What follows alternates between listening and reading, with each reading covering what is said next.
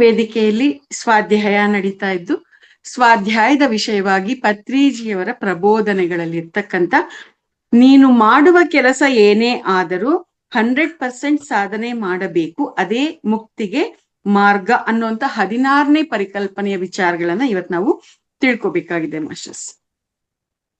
ಈ ಜೀವನ ಅನ್ನುವಂಥದ್ದು ಅನಂತವಾಗಿರ್ತಕ್ಕಂಥ ಪಾಠಗಳ ಮಹಾಸಾಗರ.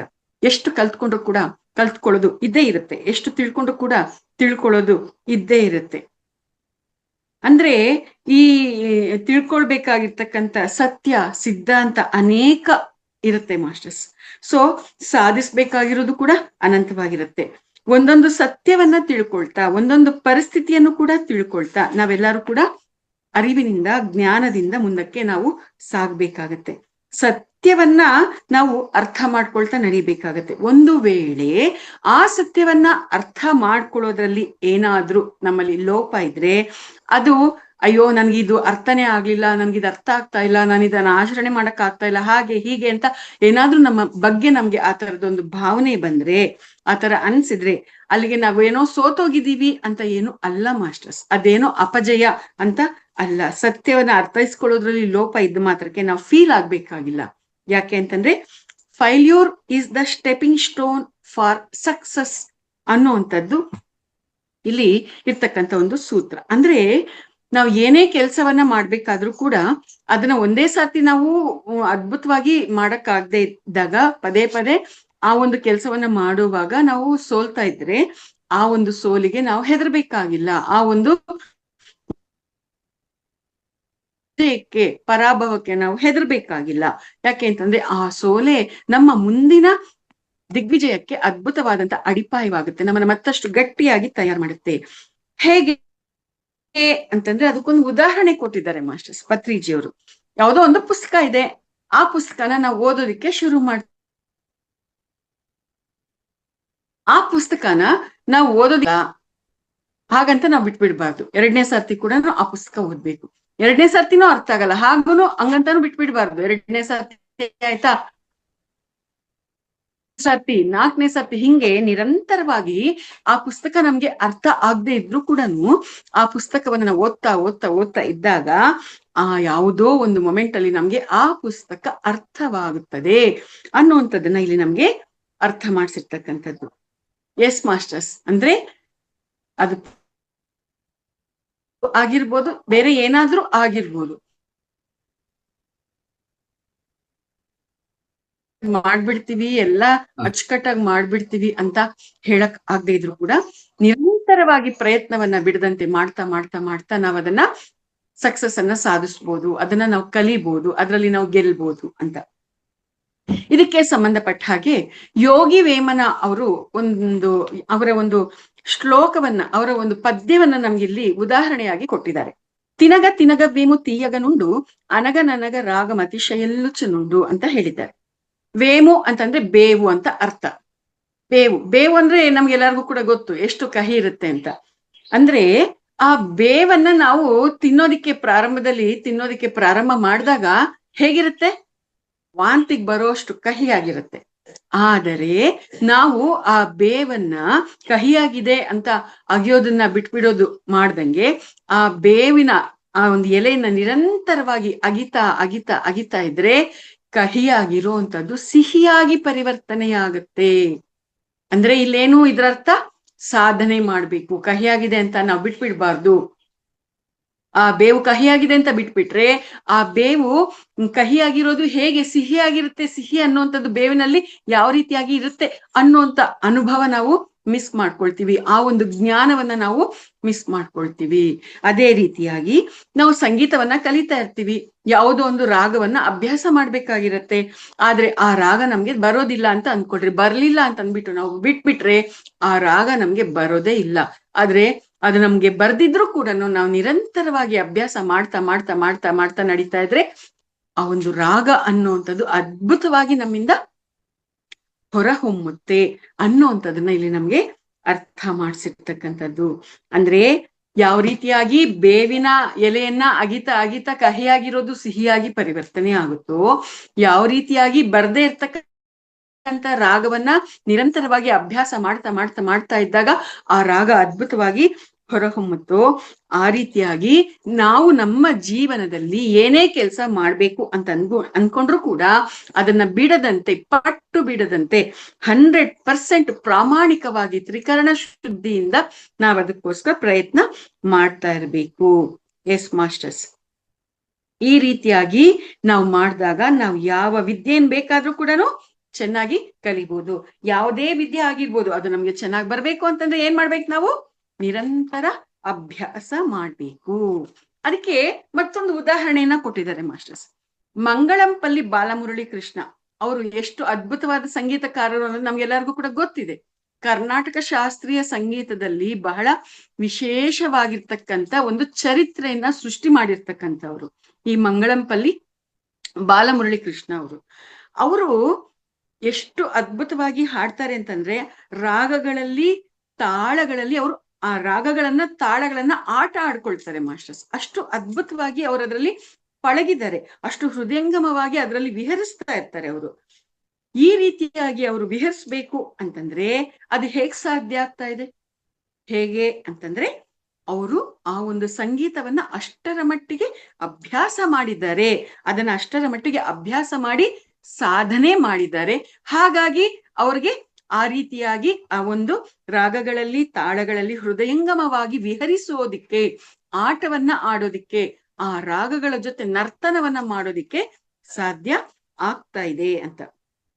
ಅದ್ರ ಜೊತೆಗೆ ಮಂಗಳಂಪಲ್ಲಿ ಬಾಲಮುರಳಿ ಕೃಷ್ಣ ಅವರು ಅಷ್ಟು ಅದ್ಭುತ ಸಂಗೀತಗಾರರಲ್ವಾ.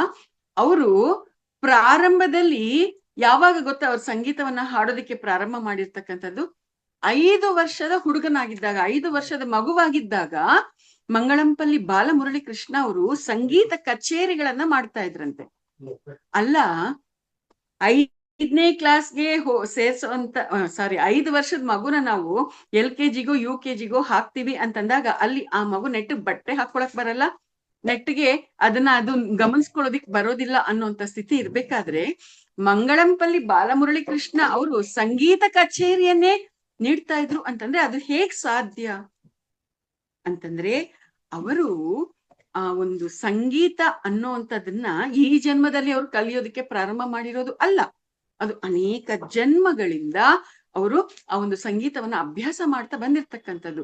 ಹಿಂದಿನ ಜನ್ಮಗಳಲ್ಲಿ ಬಹಳಷ್ಟು ಸಾಧನೆ ಮಾಡಿ, ಹಿಂದಿನ ಜನ್ಮದಲ್ಲಿ ಅಲ್ಟಿಮೇಟ್ ಆಗಿರ್ತಕ್ಕಂಥ ಸ್ಥಿತಿಯಲ್ಲಿ ಸಾಧನೆ ಮಾಡಿ ಅವರು ಶರೀರವನ್ನ ಬಿಟ್ಟಿರ್ತಾರೆ. ಸೊ ಈ ಜನ್ಮದಲ್ಲಿ ಆ ಶರೀರವನ್ನ ತೆಗೆದುಕೊಂಡಂತ ಆ 5 ವರ್ಷದ ಮಗುವಾಗಿದ್ದಾಗ್ಲೇನೆ ಅವ್ರಿಗೆ ಸಂಗೀತದ ಕಡೆ ಆಸಕ್ತಿ ಬರೋದಷ್ಟೇ ಅಲ್ಲದೆ ಆ ಒಂದು ಸಂಗೀತ ಕಚೇರಿಯನ್ನ ಮಾಡೋ ಹಾಗೆ ಆಗಿದ್ದು. ಅಂದ್ರೆ ಈ ವಿಚಾರದಿಂದ ಇಲ್ಲಿ ನಮ್ಗೆ ಏನ್ ಅರ್ಥ ಆಗ್ತಾ ಇದೆ ಅಂದ್ರೆ, ಸಾಧನೆ ಅನ್ನುವಂಥದ್ದು, ಇವಾಗ ನಾವು ಯಾವುದೇ ವಿಷಯಕ್ಕೆ ಸಂಬಂಧಪಟ್ಟಾಗಿ ಸಾಧನೆ ಅನ್ನುವಂಥದ್ದೇನಿದೆ ಅದು ಈ ಜನ್ಮದಲ್ಲಿ ಪ್ರಾರಂಭ ಆಗಿರುವಂತದ್ದು ಅಲ್ಲ, ಅನೇಕ ಜನ್ಮಗಳಿಂದ ಆ ಒಂದು ಸಾಧನೆಯಲ್ಲಿ ಪರಿಪಕ್ವತೆ ಅನ್ನುವಂಥದ್ದನ್ನ ನಾವು ಅನೇಕ ಕೋನಗಳಲ್ಲಿ ಸಾಧನೆ ಮಾಡ್ತಾ ಪಡ್ಕೊಳ್ತಾ ಬಂದಿರ್ತಕ್ಕಂಥದ್ದು. ಆ ಹಿಂದಿನ ಜನ್ಮಗಳ ಸಾಧನೆ ಈ ಜನ್ಮಕ್ಕೂ ಕೂಡ ಮಂಗಳಂಪಲ್ಲಿ ಬಾಲಮುರಳಿ ಕೃಷ್ಣ ಅವ್ರಿಗೆ ಕ್ಯಾರಿ ಆನ್ ಆಗಿದೆ, ಹರಿದು ಬಂದಿದೆ. ಹಾಗಾಗಿ ಅವರು 5ನೇ ವರ್ಷದ ಮಗುವಾಗಿದ್ದಾಗ್ಲೇನೆ ಅಷ್ಟು ಅದ್ಭುತವಾದಂತ ಸಂಗೀತ ಕಚೇರಿಯನ್ನ ನೀಡೋದಿಕ್ಕೆ ಸಾಧ್ಯ ಆಯ್ತು. ಅದ್ರ ಜೊತೆಗೆ ಇಲ್ಲಿ ಮೊಜಾರ್ಟ್ ಅನ್ನೋರ್ದು ಕೂಡ ಒಂದು ಉದಾಹರಣೆಯನ್ನ ಕೊಟ್ಟಿದ್ದಾರೆ. ಮೊಜಾರ್ಟ್ ಅನ್ನೋರು ಕೂಡ ಈ ಒಂದು ಪಾಶ್ಚಾತ್ಯ ಸಂಗೀತದಲ್ಲಿ ವಿಶೇಷವಾಗಿರ್ತಕ್ಕಂಥ ಒಂದು ಛಾಪನ್ನ ಮೂಡಿಸಿರ್ತಕ್ಕಂಥವ್ರು. ಆ ಮೊಜಾರ್ಟ್ ಅನ್ನೋರು 4 ವರ್ಷದ ಮಗು, ಮಂಗಳಂಪಲ್ಲಿ ಬಾಲಮುರಳಿ ಕೃಷ್ಣ 5 ವರ್ಷದ ಮಗು, ಈ ಮೊಜಾರ್ಟ್ ಅನ್ನೋರು 4 ವರ್ಷದ ಮಗು. 4 ವರ್ಷದ ಮಗುವಾಗಿದ್ದಾಗ್ಲೇನೆ ಅವರು ಪಾಶ್ಚಿಮಾತ್ಯ ಸಂಗೀತದಲ್ಲಿ ಅನೇಕ ರಾಗ ಸಂಯೋಜನೆಗಳನ್ನ, ಅನೇಕ ಕಂಪೋಸಿಷನ್ಸ್ ಅನ್ನ ಮಾಡಿರ್ತಕ್ಕಂಥವ್ರು. ಎಸ್ ಮಾಸ್ಟರ್ಸ್, ಅವ್ರಿಗೂ ಕೂಡ ಅದು ತಮ್ಮ ಹಿಂದಿನ ಜನ್ಮಗಳಲ್ಲಿ ಮಾಡಿರ್ತಕ್ಕಂಥ ಅಪಾರವಾದ ಸಾಧನೆಯ ಫಲವಾಗೇನೆ ಅದು ಸಾಧ್ಯ ಆಗಿರ್ತಕ್ಕಂಥದ್ದು. ಇನ್ನ ಪತ್ರಿಜಿಯವರಿಗೆ ಸಂಬಂಧಪಟ್ಟ ಹಾಗೆ, ಪತ್ರಿಜಿಯವರು ಹುಟ್ಟಿನಿಂದ ಯಾವುದೇ ಆಶ್ರಮಗಳಿಗೆ ಸುತ್ತಿರುವಂತವ್ರಲ್ಲ, ಅಥವಾ ಅವ್ರ ಕುಟುಂಬಕ್ಕೆ ಯಾವುದೇ ಇಂಥ ಒಂದು ಆಧ್ಯಾತ್ಮಿಕತೆಯ ಗಂಧ ಗಾಳಿ ಇರುವಂತದ್ದು ಇಲ್ಲ. ಅವ್ರಿಗೆ ಚಿಕ್ಕ ವಯಸ್ಸಲ್ಲಿದ್ದಾಗ ಧ್ಯಾನದ ಬಗ್ಗೆ ಯಾರು ಹೇಳ್ಕೊಟ್ಟಿರುವಂತದ್ದು ಇಲ್ಲ. ಈ ಧ್ಯಾನ ಅನ್ನುವಂಥದ್ದು ಅವ್ರಿಗೆ ಯಾವಾಗ ಸಿಕ್ಕಿದ್ದು? ಅವರ ಜೀವನದ ಒಂದು ಮಧ್ಯದ ವಯಸ್ಸಿನಲ್ಲಿ. ಆ ಒಂದು ಮಧ್ಯದ ವಯಸ್ಸಿನಲ್ಲಿ ಅವ್ರಿಗೆ ಧ್ಯಾನ ಸಿಕ್ಕಿದ್ರು ಕೂಡ ಕೇವಲ 40 ವರ್ಷಗಳಲ್ಲಿ ಇಷ್ಟೊಂದು ವಿಶಾಲವಾದಂತ ಪಿರಮಿಡ್ ಸಾಮ್ರಾಜ್ಯವನ್ನ ಅವರು ನಿರ್ಮಾಣ ಮಾಡಿದ್ದಾರೆ. ಇಷ್ಟೊಂದು ವಿಶಾಲವಾಗಿರ್ತಕ್ಕಂಥ ಆ ಒಂದು PSSM ಪಿರಮಿಡ್ ಸೊಸೈಟಿಯನ್ನ ನಿರ್ಮಾಣ ಮಾಡಿದ್ದಾರೆ. ಇದು ಹೇಗ್ ಸಾಧ್ಯ ಆಯ್ತು ಅಂತಂದ್ರೆ, ಪತ್ರಿಜಿಯವ್ರಿಗೆ ಅಷ್ಟೆಲ್ಲ ಸಾಧನೆ ಮಾಡಕ್ಕೆ ಸಾಧ್ಯ ಆಗಿದೆ ಅಂತಂದಾಗ ಅದರ ಹಿಂದೆ ಅನೇಕ ಜನ್ಮಗಳಲ್ಲಿ ಮಾಡಿರ್ತಕ್ಕಂಥ ತಪಶಕ್ತಿಯ ಫಲ ಇದೆ. ಆ ತಪಶಕ್ತಿಯ ಫಲದಿಂದಾಗಿ ಒಂದೇ ಸಾತಿ ಪತ್ರಿಜಿಯವರು ಈ ರೀತಿಯಾಗಿ, ಅಂದ್ರೆ 40 ವರ್ಷಗಳಲ್ಲೇನೆ ಇಷ್ಟು ವಿಶಾಲವಾದ ಸಾಮ್ರಾಜ್ಯವನ್ನ ಪ್ರಪಂಚ ವ್ಯಾಪ್ತವಾಗಿ ನಿರ್ಮಾಣ ಮಾಡೋದಿಕ್ಕೆ ಸಾಧ್ಯ ಆಯ್ತು ಅನ್ನುವಂಥದ್ದು. ನನ್ ವಾಯ್ಸ್ ಕೇಳಿಸ್ತಾ ಇದೆ ಅಲ್ವಾ masters? Yes madam, clear. Voice is clear. Okay, thank you. So ಈ ರೀತಿಯಾಗಿ ಪತ್ರಿಜಿಯವರು ಈ ತಮ್ಮ ಅನುಭವದ ವಿಚಾರವನ್ನೇ ಹೇಳ್ತಾ, ಯಾರ್ಯಾರಿಗೆ ಈ ಜನ್ಮದಲ್ಲಿ ಒಂದೇ ಸತಿ ಧ್ಯಾನಕ್ಕೆ ಕೂತ್ಕೊಂಡಾಗ ಅವ್ರಿಗೆ 3ನೇ ಕಣ್ಣು ತೆರೆದುಕೊಳ್ತು, ಮೊದಲನೇ ಬಾರಿ ಧ್ಯಾನಕ್ಕೆ ಕೂತ್ಕೊಂಡಾಗ್ಲೇನೆ ಆಸ್ಟ್ರಲ್ ಟ್ರಾವೆಲ್ ಆಯ್ತು, ಮೊದಲನೇ ಸತಿ ಕೂತ್ಕೊಂಡಾಗ್ಲೇನೆ ಋಷಿ ಮುನಿಗಳು ಕಾಣಿಸ್ಕೊಂಡ್ರು, ಫಸ್ಟ್ ಟೈಮ್ ಧ್ಯಾನಕ್ಕೆ ಕೂತ್ಕೊಂಡಾಗ್ಲೇನೆ ಋಷಿ ಮುನಿಗಳು ನನ್ನ ಹತ್ರ ಮಾತಾಡಿದ್ರು, ಅವ್ರ ಸಂದೇಶ ಕೊಟ್ರು ಅಂತ ಯಾರೆಲ್ಲ ಹೇಳ್ತಾರೆ, ಅದು ಆ ಒಂದು ಸ್ಥಿತಿ ಅವ್ರಿಗೆ ಈ ಜನ್ಮದಲ್ಲೇ ದಿಢೀರಾಗಿ ಬಂದಿರುವಂತದ್ದು ಅಲ್ಲ. ಅನೇಕ ಜನ್ಮಗಳಿಂದ ಸಾಧನೆಯನ್ನ ಮಾಡಿ ಮಾಡಿ ಮಾಡಿ ಮಾಡಿ ಅಷ್ಟೆಲ್ಲ ಅದ್ಭುತವಾಗಿರ್ತಕ್ಕಂಥ ಸ್ಥಿತಿಯಲ್ಲಿ ಇದ್ದಿದ್ರಿಂದ ಈ ಜನ್ಮದಲ್ಲಿ ಒಂದೇ ಸತಿ ಧ್ಯಾನ ಕೂತ್ಕೊಂಡಾಗ ಆ ಒಂದು ಪರಿಪಕ್ವತೆ, ಹಿಂದಿನ ಜನ್ಮಗಳ ಆ ಒಂದು ಜ್ಞಾನ, ಸಾಧನೆ, ಸಿದ್ಧಿ ಈ ಜನ್ಮಕ್ಕೆ ಒಂದೇ ಸತಿಗೆ ಅದು ಕನೆಕ್ಟ್ ಆಗಿರ್ತಕ್ಕಂಥದ್ದು. ಎಸ್ ಮಾಸ್ಟರ್ಸ್, ಅಂದ್ರೆ ಹಿಂದಿನ ಜನ್ಮಗಳ ಸಾಧನೆ ಇಲ್ಲಿ ನಮ್ಗೆ ಯಾವ ಸಮಯದಲ್ಲಿ ಬರ್ಬೇಕು ಅವಾಗ ಅದು ನಮ್ಗೆ ಸಿಗ್ತಾ ಇರುತ್ತೆ. ನೋಡ್ರಿ, ಪತ್ರಿಜಿಯವ್ರಿಗೆ ಅವರ ಮಧ್ಯ ವಯಸ್ಸಿನಲ್ಲಿ ಸಿಕ್ತು, ಬಾಲಮುರಳಿ ಕೃಷ್ಣ ಅವ್ರಿಗೆ 5ನೇ ವಯಸ್ಸಿನಲ್ಲಿ ಸಿಕ್ತು, ಮೊಜಾರ್ಟ್ ಅವ್ರಿಗೆ 4ನೇ ವಯಸ್ಸಿನಲ್ಲಿ ಸಿಕ್ತು. ನಾವು ಇದೀವಿ, ನಮ್ಗೆ ಯಾವಾಗ ಸಿಗ್ಬೇಕು ಅವಾಗ ಸಿಕ್ಕಿದೆ. ನನಗೆ 45ನೇ ವಯಸ್ಸಿನಲ್ಲಿ ಸಿಕ್ತು, ಅಥವಾ 42ನೇ ವಯಸ್ಸಿನಲ್ಲಿ ಸಿಕ್ಕಿದ್ದು. ಎಸ್, ಈ ರೀತಿಯಾಗಿ ಈ ನಮ್ಮ ಈ ಒಂದು ಪ್ರಯಾಣದಲ್ಲಿ ಅನೇಕ ಹಂತಗಳಲ್ಲಿ ಯಾರ್ಯಾರಿಗೆ ಯಾವ ಹಂತದಲ್ಲಿ ಈ ಒಂದು ಸಾಧನೆ ಅನ್ನುವಂಥದ್ದು, ಆ ಒಂದು ಟೈಮ್ ಅನ್ನುವಂಥದ್ದು ಇರುತ್ತೋ, ಆ ಟೈಮ್ ಬಂದಾಗ ನಮ್ಮ ಹಿಂದಿನ ಜನ್ಮಗಳ ಒಂದು ಕನೆಕ್ಟಿವಿಟಿ ಏನಿರುತ್ತೆ, ಆ ಒಂದು ಜ್ಞಾನ ಆಗಿರ್ಬೋದು, ಕರ್ಮಗಳಾಗಿರ್ಬೋದು, ಅವೆಲ್ಲ ಕೂಡ ಆ ಟೈಮ್ಗೆ ಕನೆಕ್ಟ್ ಆಗುತ್ತೆ. ವಯಸ್ಸಿದ್ದಾಗೆಲ್ಲ ಚೆನ್ನಾಗೇ ಇದ್ದೆ, ಇನ್ನು ಮದ್ವೆ ಆದ್ಮೇಲೂ ಕೂಡ ಚೆನ್ನಾಗೇ ಇದ್ದೆ, ಈ ವಯಸ್ಸಿನಲ್ಲಿ ಎಂತೆಂತ ಪರೀಕ್ಷೆಗಳು ಬರ್ತಾ ಇದೆಯಪ್ಪ ನನ್ಗೆ ಅನ್ನುವಂಥದ್ದು ಅನೇಕ ಜನ ಮಾತಾಡೋದನ್ನ ನಾವು ಕೇಳಿಸ್ಕೊಂಡಿದೀವಿ. ಅಂದ್ರೆ ಆ ವಯಸ್ಸಿನಲ್ಲಿ ಇದ್ದಾಗ ಅವ್ರಿಗೆ ಆ ಕರ್ಮಗಳು, ಆ ಸಮಸ್ಯೆಗಳು ಅಲ್ಲಿ ಬಂದಿದೆ ಅಂತಂದ್ರೆ, ಹಿಂದಿನ ಜನ್ಮಗಳಲ್ಲಿ ಅದೇ ವಯಸ್ಸಿನಲ್ಲಿ ಅವರು ಆ ಕರ್ಮಗಳನ್ನ ಮಾಡಿರ್ತಾರೆ. ಸೊ ಅದರ ಫಲವನ್ನ ಈ ಜನ್ಮದಲ್ಲಿ ಅವರು ಅದೇ ವಯಸ್ಸಿನಲ್ಲೇನೆ ಅವ್ರಿಗೆ ಅದು ಸಿಗೋದಿಕ್ಕೆ ಪ್ರಾರಂಭ ಆಗಿರುತ್ತೆ ಅಂತ ಇಲ್ಲಿ ಅರ್ಥ ಮಾಸ್ಟರ್ಸ್. ಅದು ಕರ್ಮ ಫಲ ಆಗಿರ್ಬೋದು, ಜ್ಞಾನ ಆಗಿರ್ಬೋದು, ಏನಾದ್ರೂ ಆಗಿರ್ಬೋದು, ಅದರ ಹಿಂದೆ ಇರ್ತಕ್ಕಂಥ ತತ್ವ, ಸೂತ್ರ, ಸಿದ್ಧಾಂತ ಇದೇ ಆಗಿದೆ. ಎಸ್ ಮಾಸ್ಟರ್ಸ್, ಹಾಗಂತ ನಾವು ಹಿಂದಿನ ಜನ್ಮದಲ್ಲಿ ಸಾಧನೆ ಮಾಡಿದೀವಿ ಅಂತ ಅಂದ್ಬಿಟ್ಟು ಈ ಜನ್ಮದಲ್ಲಿ ನಾನ್ ಸಂಗೀತವನ್ನ ಸಾಧನೆ ಮಾಡದೇ ಇದ್ರೆ ನನ್ಗೆ ಸಂಗೀತ ಕನೆಕ್ಟ್ ಆಗೋದಿಲ್ಲ. ಹಿಂದಿನ ಜನ್ಮದ ಒಂದು ಜ್ಞಾನ ಈ ಜನ್ಮಕ್ಕೆ ನನ್ಗೆ ಕ್ಯಾರಿ ಆನ್ ಆಗೋದಿಲ್ಲ. ನಾನು ಹಿಂದಿನ ಜನ್ಮದಲ್ಲಿ ಸಾಧನೆ ಮಾಡ್ಬಿಟ್ಟಿದ್ದೀನಲ್ಲ ಅಂತ ಅಂದ್ಬಿಟ್ಟು ಈ ಜನ್ಮದಲ್ಲಿ ನಾನು ಧ್ಯಾನ ಸಾಧನೆ ಮಾಡದೇ ಇದ್ರೆ ನನಗೆ ಈ ಜನ್ಮದಲ್ಲಿ ಸಿಗ್ಬೇಕಾಗಿರ್ತಕ್ಕಂಥ ಸ್ಥಿತಿಗತಿ ಯಾವುದೊಂದು ಕೂಡ ನನಗೆ ಸಿಗೋದಿಲ್ಲ. ಆ ಜನ್ಮಕ್ಕೆ ಆ ಜನ್ಮ ನಾವು ಸಾಧನೆ ಮಾಡ್ಲೇಬೇಕು ಅಷ್ಟೇ ಮಾಸ್ಟರ್ಸ್. ಅದನ್ನು ಕೂಡ ಬಹಳ ಅದ್ಭುತವಾಗಿ ನಮ್ಗೆ ಅರ್ಥ ಮಾಡಿಸಿರ್ತಕ್ಕಂಥದ್ದು. ಅದಕ್ಕೆ ಸಂಬಂಧಪಟ್ಟಾಗಿ ಮತ್ತೊಂದು ಉದಾಹರಣೆಯನ್ನ ಕೊಟ್ಟಿದ್ದಾರೆ. ಪತ್ರಿಜಿಯವರ ಕಾಲದಲ್ಲಿ ಇದ್ದಂತ ಕ್ರಿಕೆಟಿಗರ ಉದಾಹರಣೆಯನ್ನ ಕೊಟ್ಟಿರೋದು. ಹರ್ಭಜನ್ ಸಿಂಗ್ ಕ್ರಿಕೆಟ್ ಅಲ್ಲಿ ಇವಾಗ ಒಂದು ಏನೋ ಮ್ಯಾಚ್ ನಡೀತಾ ಇದೆ. ಆ ಮ್ಯಾಚ್ ಅಲ್ಲಿ ಅವನು ವಿಕೆಟ್ಗಳನ್ನ ಕಿತ್ತಿದ್ದಾನೆ, ಅನೇಕ ವಿಕೆಟ್ಗಳನ್ನ ಕಿತ್ತಿದ್ದಾನೆ ಅಂತಂದ್ರೆ ಆ ವಿಕೆಟ್ಗಳನ್ನ ಕೀಳೋದ್ರ ಹಿಂದೆ ಅವನ ಹಿಂದಿನ ಹಲವಾರು ಹಂತಗಳಲ್ಲಿ ಆ ಹರ್ಭಜನ್ ಸಿಂಗ್ ಮಾಡಿರ್ತಕ್ಕಂಥ ಅಭ್ಯಾಸ, ಕ್ರಿಕೆಟ್ನ ಸಾಧನೆ ಅನ್ನುವಂಥದ್ದು ಆತನಿಗೆ ಈಗ ಆ ಈ ಪ್ರಸ್ತುತ ಕ್ರಿಕೆಟ್ ಆಡುವಾಗ ಆ ವಿಕೆಟ್ಗಳನ್ನ ಕೀಳುವಂಥದ್ದು, ಆ ಬೌಲಿಂಗ್ ಅನ್ನ ಎಫೆಕ್ಟಿವ್ ಆಗಿ ಮಾಡುವಂತ ಒಂದು ಕೌಶಲ್ಯದಲ್ಲಿ ಆ ಒಂದು ಜ್ಞಾನ ಅಲ್ಲಿ ಸಿಕ್ಕಿದೆ. ಅವನು ಮೊದ್ಲೆಲ್ಲ ಪ್ರಾಕ್ಟೀಸ್ ಮಾಡಿದಾನೆ, ಹಿಂದೆ ಎಲ್ಲ ಅನೇಕ ಮ್ಯಾಚ್ಗಳಲ್ಲೂ ಕೂಡ ಇದೇ ತರ ವಿಕೆಟ್ಗಳನ್ನ ತುಂಬಾ ಕಿತ್ತಿದ್ದಾನೆ ಅಂತ ಅಂದ್ಬಿಟ್ಟು ಅವನೇನಾದ್ರೂ ಸುಮ್ನೆ ಕೂತ್ಕೊಂಡ್ರೆ ಅಲ್ಲಿ ಮತ್ತೆ ಬಂಡಿ ಮುಂದಕ್ಕೆ ಹೋಗೋದಿಲ್ಲ. ಅವನು ಎಷ್ಟೇ ಸಾಧನೆ ಮಾಡಿದ್ರು ಕೂಡ ಮತ್ತೆ ಸಾಧನೆ ಮಾಡ್ತಾನೆ ಇರ್ಬೇಕು, ಮತ್ತೆ ಅಭ್ಯಾಸ ಮಾಡ್ತಾನೆ ಇರ್ಬೇಕು. ಆವಾಗ ಮಾತ್ರನೇ ಅವನ್ಗೆ ಹಿಂದಿನ ಆ ಒಂದು ಅಭ್ಯಾಸದಲ್ಲಿ ಏನೆಲ್ಲ ಜ್ಞಾನ ಸಿಕ್ಕಿರುತ್ತೆ ಅದು ಕನೆಕ್ಟ್ ಆಗಿ ಇವಾಗ ಮತ್ತಷ್ಟು ಅದ್ಭುತವಾಗಿ ಅವನು ಆಡೋದಕ್ಕೆ ಸಾಧ್ಯ ಆಗುವಂಥದ್ದು. ಯಾವ ರೀತಿಯಾಗಿ ನಿನ್ನೆ ದಿನ ಓದಿರುವಂತ ಪುಸ್ತಕ ಇವತ್ತು ಕೂಡ ನಮ್ಗೆ ನೆನಪಾಗುತ್ತೋ ಅದೇ ರೀತಿಯಾಗಿ ಹಿಂದಿನ ಜನ್ಮಗಳಲ್ಲಿ ಮಾಡಿರುವಂತದ್ದು ಈ ಜನ್ಮಕ್ಕೆ ನಮ್ಗೆ ಬರುತ್ತೆ, ಅದು ನಮ್ಗೆ ಈ ಜನ್ಮಕ್ಕೂ ಕೂಡ ಕನೆಕ್ಟ್ ಆಗುತ್ತೆ. ಹಾಗಾಗಿ ನಾವೆಲ್ಲರೂ ಇಲ್ಲಿ ಅರ್ಥ ಮಾಡ್ಕೋಬೇಕಾಗಿರೋದೇನು, ನಮ್ಮ ಈ ಜನ್ಮ ಏನಿದೆ ಅದು ಈ ಜನ್ಮದಿಂದಲೇ ಪ್ರಾರಂಭ ಆಗಿರುವಂತದ್ದು ಅಲ್ಲ, ಅದು ಅನೇಕ ಜನ್ಮಗಳ ಹಿಂದೆನೆ ಪ್ರಾರಂಭ ಆಗಿರ್ತಕ್ಕಂಥದ್ದು. ಇವಾಗ ಪ್ರಸ್ತುತ ಈ ಜನ್ಮದಲ್ಲಿ ನಮ್ಗೆ ಅನೇಕ ಪರಿಸ್ಥಿತಿಗಳು ಇರುತ್ತೆ. ಆ ಎಲ್ಲಾ ಪರಿಸ್ಥಿತಿಗಳು ನಮ್ಗೆ ಅರ್ಥ ಆಗ್ಬೇಕು ಅಂತಂದ್ರೆ ನಮ್ಮ ಹಿಂದಿನ ಅನೇಕ ಜನ್ಮಗಳ ವಿಚಾರ ನಮ್ಗೆ ಗೊತ್ತಾಗ್ಬೇಕಾಗುತ್ತೆ. ಈ ಜನ್ಮದಲ್ಲಿ ನನ್ನ ಗುಣ ಸ್ವಭಾವ ಈ ರೀತಿಯಾಗಿದೆ, ಈ ಜನ್ಮದಲ್ಲಿ ನಾನು ಈ ರೀತಿಯಾಗಿ ಇದೀನಿ, ಈ ಜನ್ಮದಲ್ಲಿ ನನ್ಗೆ ಕಷ್ಟ ಇದೆ, ಈ ಜನ್ಮದಲ್ಲಿ ನನ್ ಕಾಲುಗಳಿಲ್ಲ, ಕಣ್ಣುಗಳಿಲ್ಲ, ಈ ತರದ್ ಏನೇನೋ ಸಮಸ್ಯೆಗಳಿದೆ ಅಂತಂದ್ರೆ ಅದಕ್ಕೆ ಕಾರಣ ಏನು ಅಂತಂದ್ರೆ ಆ ಹಿಂದಿನ ಅನೇಕ ಜನ್ಮಗಳಲ್ಲಿ ಇರುತ್ತೆ ಆ ಕಾರಣ. ನಾವು ಹಿಂದಿನ ಜನ್ಮಗಳನ್ನ ನೋಡ್ಕೊಂಡಾಗ ಈಗಿರ್ತಕ್ಕಂಥ ಪರಿಸ್ಥಿತಿಗೆ ಕಾರಣ ಏನು ಅನ್ನೋಂಥದ್ದು ಗೊತ್ತಾಗುತ್ತೆ.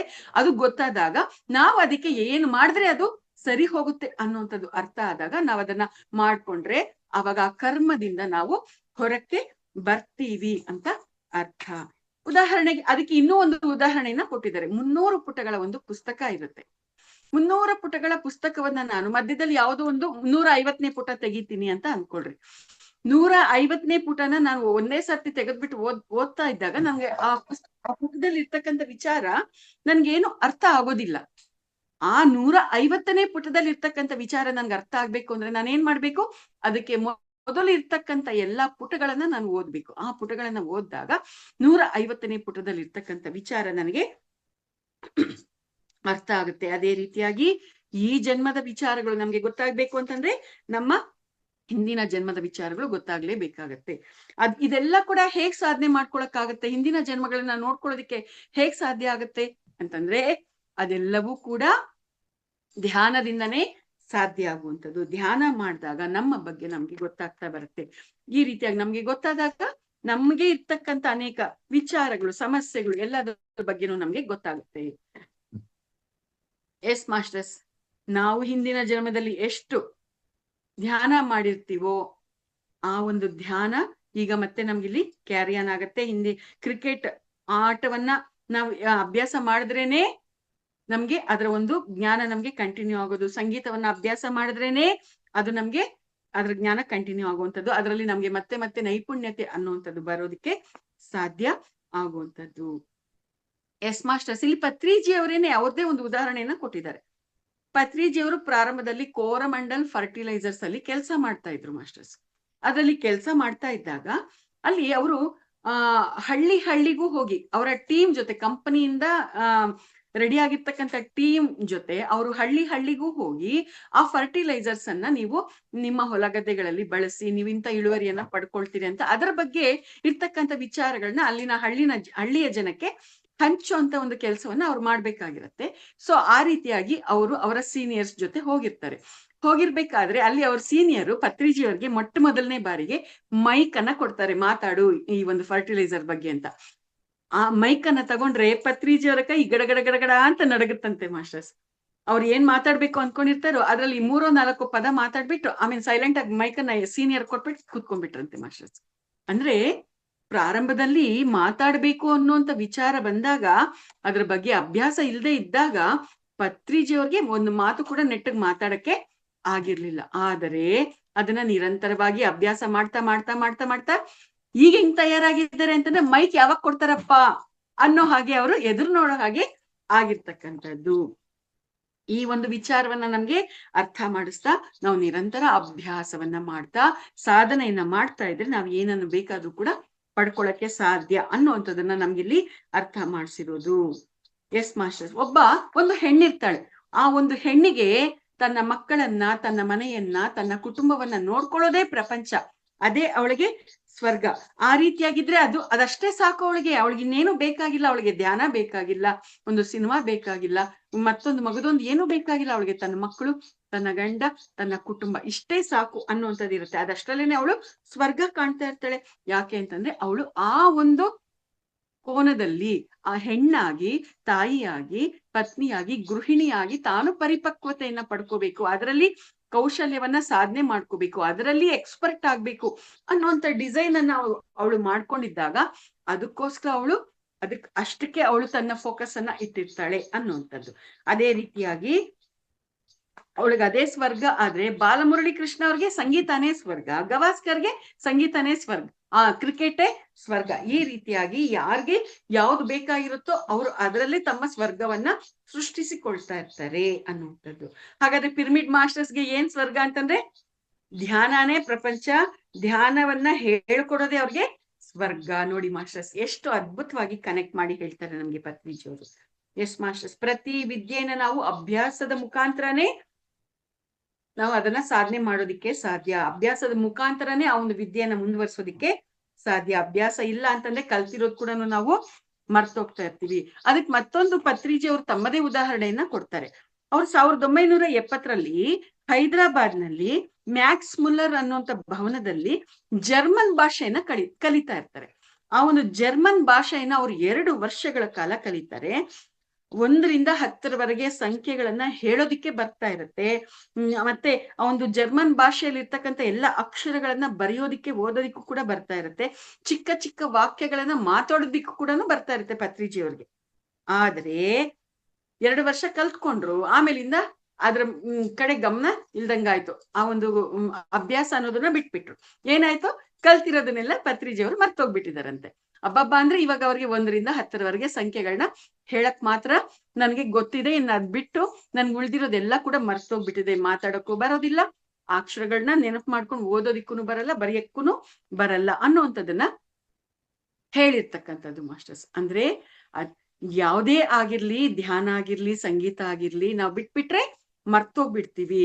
ಪುನಃ ಚೆನ್ನಾಗಿ ಅದು ನಮ್ಗೆ ಬರ್ಬೇಕು ಅಂತಂದ್ರೆ ನಾವು ನಿರಂತರವಾಗಿ ಅಭ್ಯಾಸ ಮಾಡ್ತಾ ಇರ್ಬೇಕು, ನಿರಂತರವಾಗಿ ಸಾಧನೆಯನ್ನ ಮಾಡ್ತಾ ಇರ್ಬೇಕು. ಉದಾಹರಣೆಗೆ ಇವಾಗ ನಾವು ಧ್ಯಾನ ಮಾಸ್ಟರ್ಸ್ ಬಿಗಿನಿಂಗ್ ಅಲ್ಲಿ ಧ್ಯಾನ ಗೊತ್ತಾಯ್ತು, ತುಂಬಾ ಆಸಕ್ತಿ ಇತ್ತು, ಚೆನ್ನಾಗಿ ಸಾಧನೆ ಮಾಡಿದ್ವಿ. ರಾತ್ರಿ ಹಗಲು ಯಾವಾಗೆಲ್ಲ ಟೈಮ್ ಸಿಗುತ್ತೋ ಅವಾಗೆಲ್ಲ ಕುತ್ಕೊಂಡು ಚೆನ್ನಾಗಿ ಸಾಧನೆ ಮಾಡಿದ್ವಿ. ಆದ್ರೆ ಒಂದು ಸ್ಟೇಜ್ ಅಲ್ಲಿ ಮತ್ತೆ ಬಿಟ್ಬಿಟ್ವಿ, ಧ್ಯಾನದ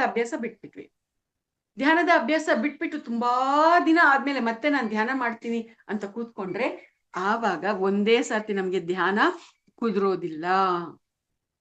ಮತ್ತೆ ಶರೀರನ ಧ್ಯಾನಕ್ಕೆ ಒಗ್ಗಿಸ್ಕೋಬೇಕಾಗತ್ತೆ, ಶರೀರಕ್ಕೆ ಕೂರ್ಸೋದನ್ನ ಅಭ್ಯಾಸ ಮಾಡಿಸ್ಬೇಕಾಗತ್ತೆ, ಮತ್ತೆ ಶರೀರಕ್ಕೆ ಆ ರೀತಿ ಅಭ್ಯಾಸ ಮಾಡಿಸ್ತಾ ಮತ್ತೆ ಮನಸ್ಸಿಗೆ ಅಭ್ಯಾಸವನ್ನ ಕೊಡ್ತಾ ಮತ್ತೆ ತುಂಬಾ ಸಾಧನೆ ಮಾಡಿದ್ಮೇಲೆ ಮತ್ತೆ ಅದ್ರ ಮೇಲೆ ನಮ್ಗೆ ಹಿಡಿತವನ್ನ ಪಡ್ಕೊಳ್ಳೋದಿಕ್ಕೆ ಅವಕಾಶ ಆಗುತ್ತೆ. ನೋಡಿ ಮಾಸ್ಟರ್ಸ್ ಹೇಗಿರುತ್ತೆ ಅದು, ಧ್ಯಾನ ಆಗಿರ್ಬೋದು, ಸಂಗೀತ ಆಗಿರ್ಬೋದು. ಎಸ್ ಮಾಸ್ಟರ್ಸ್, ನಮ್ಮಮ್ಮ ಕರ್ನಾಟಕ ಶಾಸ್ತ್ರೀಯ ಸಂಗೀತದ ವಿದ್ವಾಂಸರು.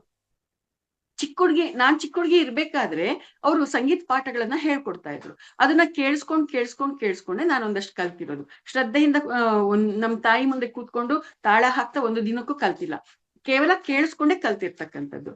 ಈ ರೀತಿಯಾಗಿ ಕಲ್ತಿರ್ತಕ್ಕಂಥದ್ದು ನಾನು ಅಭ್ಯಾಸ ಮಾಡ್ತಾ ಇದ್ದೆ ಅವಾಗವಾಗ. ಆ ಒಂದು ಸಿನಿಮಾದಲ್ಲಿರ್ತಕ್ಕಂಥ ಹಾಡುಗಳನ್ನ ಕೇಳಿಸ್ಕೊಂಡಾಗ, ಬೇರೆ ಬೇರೆ ಸಂದರ್ಭಗಳಲ್ಲಿ ಹಾಡುಗಳನ್ನ ಕೇಳಿಸ್ಕೊಂಡಾಗ ಅಭ್ಯಾಸ ಮಾಡ್ತಾ ಇದ್ದೆ. ಅದು ಹಾಗೆ ಕ್ಯಾರಿಯನ್ ಆಯ್ತು. ಆದ್ರೆ ಒಂದು ಸಂದರ್ಭದಲ್ಲಿ ಅದನ್ನು ಕೂಡ ಬಿಟ್ಬಿಟ್ಟಾಗ ಅವಾಗ ನನಗೂ ಕೂಡ ಆ ರಾಗಗಳ ಮೇಲೆ ಹಿಡಿತ ಆಗ್ಲಿ, ತಾಳದ ಮೇಲೆ ಹಿಡಿತ ಆಗ್ಲಿ, ಅದೆಲ್ಲ ಬರ್ಬೇಕು ಅಂತಂದ್ರೆ ಸ್ವಲ್ಪ ನಾನು ಕೂಡ ಮತ್ತೆ ಕಷ್ಟ ಪಡೋಂಗಾಯ್ತು ಮಾಸ್ಟರ್.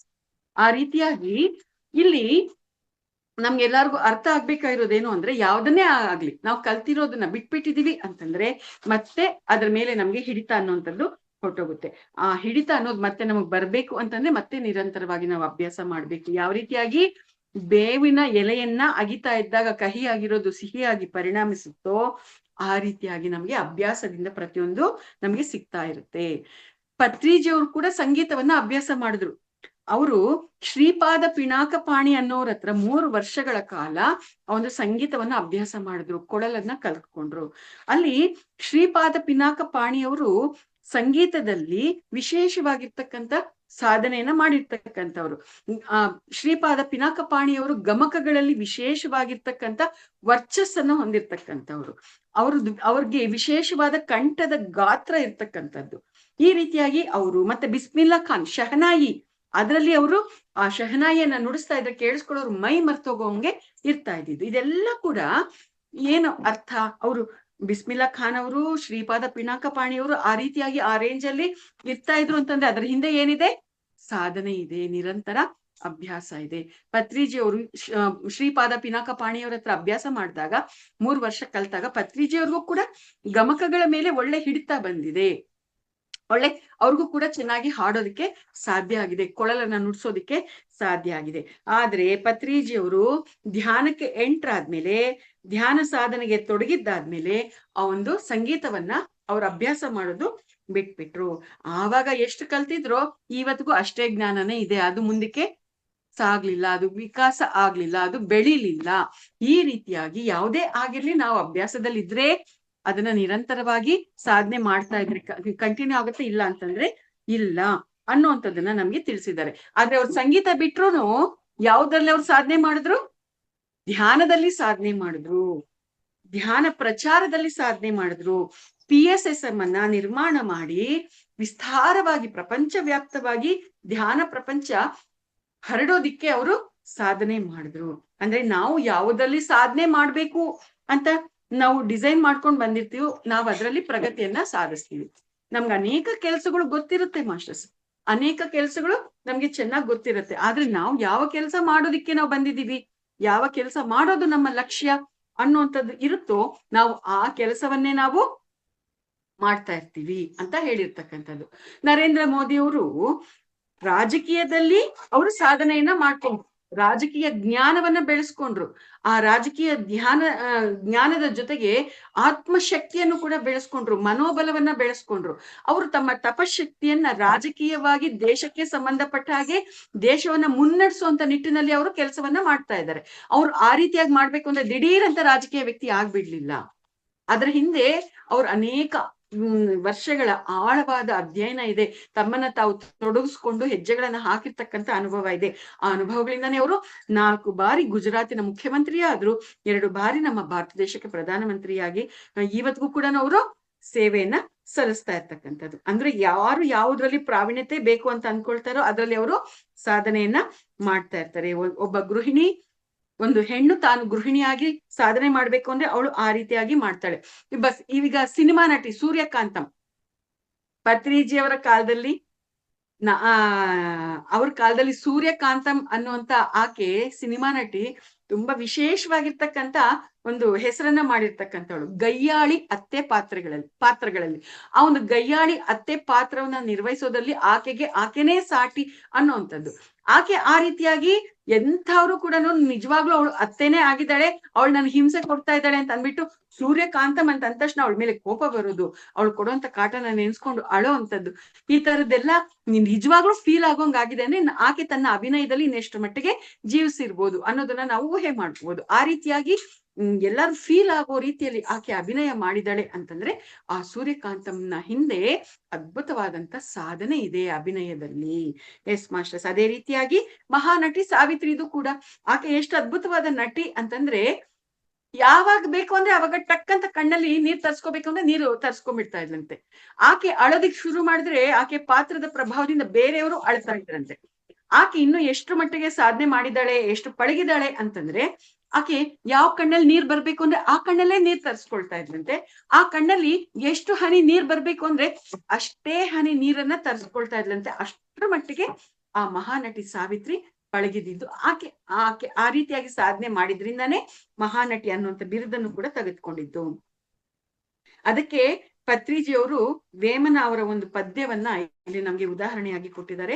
ಆ ಒಂದು ಪದ್ಯವನ್ನ ಒಂದ್ಸರ್ತಿ ಅಲ್ಲ, ಅನೇಕ ಸಂದರ್ಭಗಳಲ್ಲಿ ನಮ್ಗೆ ಅವರು ಪದೇ ನಮ್ಗೆ ತಿಳಿಸಿರ್ತಕ್ಕಂಥದ್ದು. ಪಟ್ಟು ಪಟ್ಟಗರಾದು ಪಟ್ಟು ಬಿಡುವಗರಾದು ಪಟ್ಟು ಪಟ್ಟೆ ನೇನಿ ಬಿಗಿಯ ಪಟ್ಟವಲೆಯು ಪಟ್ಟು ವಿಡುಚಟ ಕಂಠ ಪಡಿ ಚಚ್ಚುಟ ಮೇಲು ವಿಶ್ವದಾಭಿರಾಮ ವಿನುರವೇಮ ಅನ್ನುವಂತ ಒಂದು ಪದ್ಯವನ್ನ ಉದಾಹರಣೆಯಾಗಿ ಕೊಟ್ಟಿದ್ದಾರೆ. ನಾವೇನಾದ್ರೂ ಒಂದು ಕೆಲಸವನ್ನ ಮಾಡ್ಬೇಕು ಅಂತ ಕೈ ಹಾಕಿದಾಗ ಆ ಕೆಲಸವನ್ನ ಪಟ್ಟು ಬಿಡದಂತೆ ನಾವು ಮಾಡಿ ತೀರ್ಬೇಕು. ಒಂದು ವೇಳೆ ಪಟ್ಟು ಹಿಡ್ಕೊಂಡಿರೋದನ್ನ ಬಿಟ್ಬಿಟ್ರೆ ಅದಕ್ಕಿಂತಲೂ ಸಾವೇ ಲೇಸು ಅನ್ನುವಂತ ವಿಚಾರವನ್ನ ಅವರು ನಮ್ಗೆ ಹೇಳಿರ್ತಕ್ಕಂಥದ್ದು. ಇಲ್ಲಿ ಪತ್ರಿಜಿಯವ್ರಿಗೆ ಧ್ಯಾನ ಪ್ರಚಾರ ಮಾಡೋದು ಅವರ ಜೀವನದ ಲಕ್ಷ್ಯ ಆಗಿತ್ತು. ಅದಕ್ಕೋಸ್ಕರ ಧ್ಯಾನವನ್ನ ಪ್ರಚಾರ ಮಾಡುವಂತ ಕೆಲಸವನ್ನ ಅವ್ರು ಮಾಡ್ತಾ ಇದ್ರು. ಅವ್ರಿಗೆ ಧ್ಯಾನನ ಮಾಡ್ತಾ ಕೂತ್ಕೋಬೇಕು ಅಂತ ಅನ್ನುವಂಥದ್ದೇನು ಇರ್ಲಿಲ್ಲ.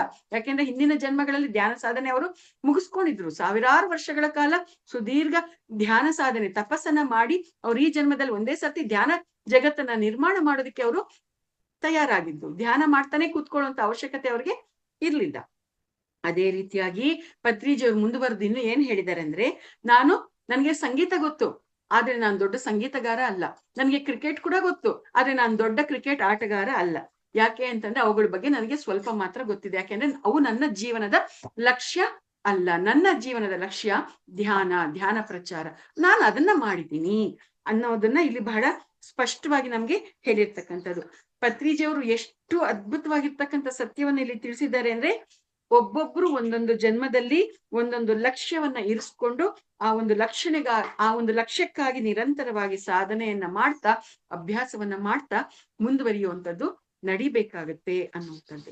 ಎಸ್ ಮಾಸ್ಟರ್ಸ್, ಪಿರಮಿಡ್ ಮಾಸ್ಟರ್ಸ್ ಎಲ್ಲರೂ ಕೂಡ ಧ್ಯಾನ ಪ್ರಚಾರ ಮಾಡೋದು ಅವರ ಜೀವನದ ಲಕ್ಷ್ಯ ಆಗಿದೆ ಅನ್ನುವಂಥದ್ದನ್ನ ಇಲ್ಲಿ ಹೇಳಿರೋದು. ಪಿರಮಿಡ್ ಮಾಸ್ಟರ್ಸ್ ಆಗಿರೋರಿಗೆ ವೈಯಕ್ತಿಕ ಸಾಧನೆ ಹಿಂದಿನ ಜನ್ಮಗಳಲ್ಲೇ ಮುಗ್ದೋಗ್ಬಿಟ್ಟಿದೆ. ಈ ಜನ್ಮದಲ್ಲಿ ಅವರು ಪ್ರಚಾರವನ್ನ ಮಾಡೋದಿಕ್ಕೆ ಇರ್ತಕ್ಕಂಥವ್ರು. ಹಾಗಾಗಿ ಅವ್ರು ಎಲ್ಲಾರ ಮನೆಯಲ್ಲೂ ಧ್ಯಾನ ಇರ್ಬೇಕು ಅಂತ ಕೆಲಸ ಮಾಡುವಂತವ್ರು ಆಗಿದ್ದಾರೆ ಪಿರಮಿಡ್ ಮಾಸ್ಟರ್ಸ್ ಅಂತ ಪಿರಮಿಡ್ ಮಾಸ್ಟರ್ಸ್ ಬಗ್ಗೆ ಕೂಡ ಸ್ಪಷ್ಟತೆಯನ್ನ ಕೊಟ್ಟಿರ್ತಕ್ಕಂಥದ್ದು.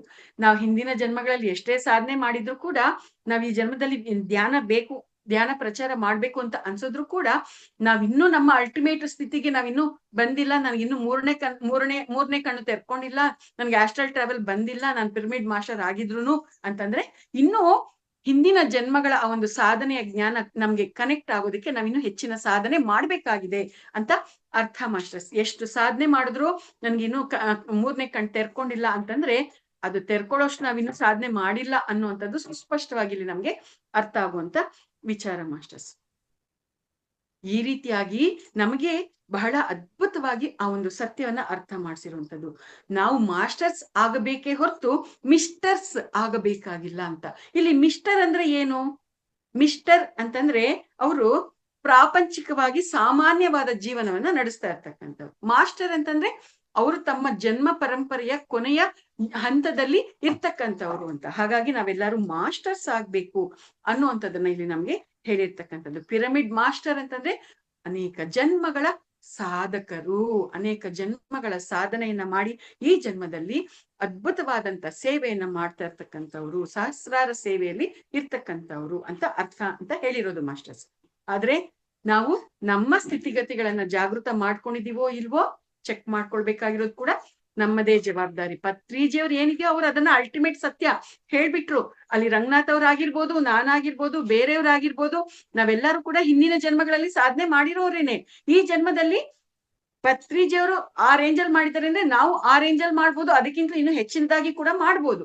ನಾವಿನ್ನು ಆತರ ಮಾಡಕ್ ಸಾಧ್ಯ ಆಗ್ತಾ ಇಲ್ಲ ಅಂತಂದ್ರೆ ಇನ್ನು ನಾನು ಸಾಧನೆ ಮಾಡ್ಬೇಕಾಗಿದೆ ಅಂತ ಅರ್ಥ, ಬೇರೆಯವರು ಕೂಡ ಸಾಧನೆ ಮಾಡ್ಬೇಕಾಗಿದೆ ಅಂತ ಅರ್ಥ. ಇದು ಮಾಸ್ಟರ್ಸ್ ಇಲ್ಲಿ ಇರ್ತಕ್ಕಂಥ ಒಂದು ಸತ್ಯ. ಈ ಒಂದು ಸಮಾಜಕ್ಕೆ ಪ್ರತಿಯೊಂದು ವಿದ್ಯೆ ಕೂಡ ಬೇಕಾಗಿದೆ. ಅಡುಗೆ ಮಾಡೋ ವಿದ್ಯೆ ಬೇಕು, ಧ್ಯಾನ ವಿದ್ಯೆ ಬೇಕು, ಸಂಗೀತ ವಿದ್ಯೆ, ಚಿತ್ರಕಲೆ ವಿದ್ಯೆ, ಆಟೋಟಗಳ ವಿದ್ಯೆ, ಯುದ್ಧ ವಿದ್ಯೆ, ಎಲ್ಲಾ ವಿದ್ಯೆಗಳು ಬೇಕು. ಯಾವ್ದಿಲ್ಲ ಅಂತಂದ್ರೂ ಕೂಡ ನಡೆಯೋದಿಲ್ಲ ಈ ಸಮಾಜದಲ್ಲಿ.